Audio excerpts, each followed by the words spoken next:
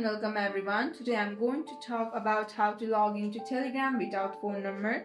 Firstly, what you can do is log in via an active session. Open Telegram on your device, on your new device, and enter the phone number linked to your account.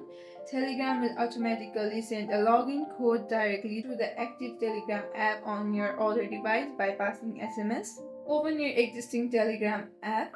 Secondly, what you can do is purchase an anonymous blockchain number. Visit the official decentralized platform Fragment. Connect a compatible crypto wallet.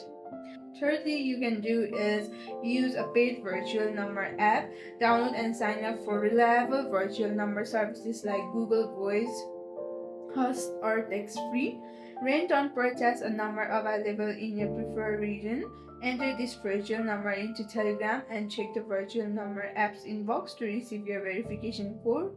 Lastly, use a temporary free online number.